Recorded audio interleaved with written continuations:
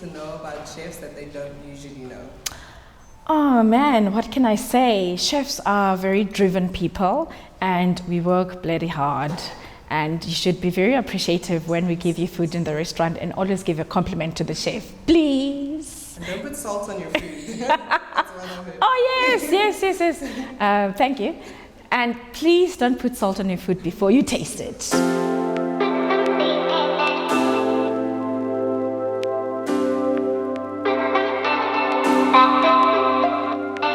My journey started when I was a very young girl in my mother's kitchen, where I was so mesmerized by how my mother could turn simple ingredients into the most amazing dishes.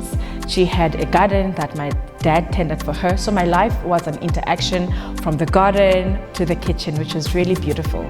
So before they said farm to table or seed to table, we've been doing it.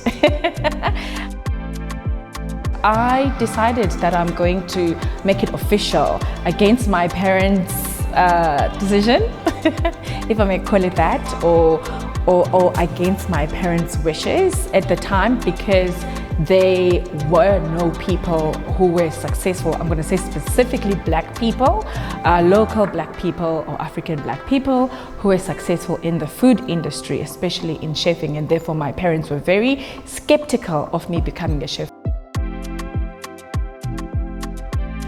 I understand when parents don't want their kids to take this route, because it's being a chef is hard work. I almost call it a life of service. It's almost like ungumfundisi, a pastor or a minister, because your life literally belongs to people.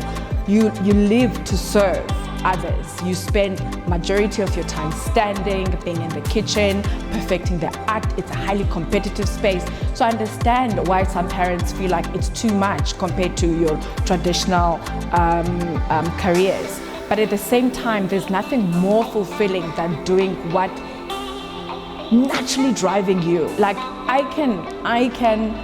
can cook all day and I will not be tired. I can test recipes all day. I can create all day and I'll never be tired. So for me, it never feels like work, but it's so amazing that I'm getting paid for it. Well, very well.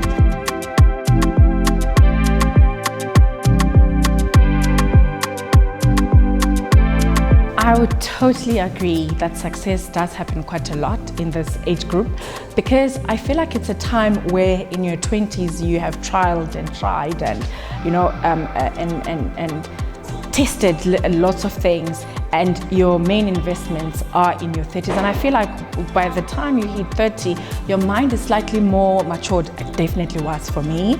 You're slightly more matured, and you are able to grind, to give whatever is needed in order to make sure that you have the returns. I am somewhat almost in the middle of that, and I appreciate the times that I spent in my early life grinding, because I know I'm in a time where I'm harvesting all of that. So very worth it to start young and push, so that when you're my age, not even 40 yet, but you can, reap those rewards.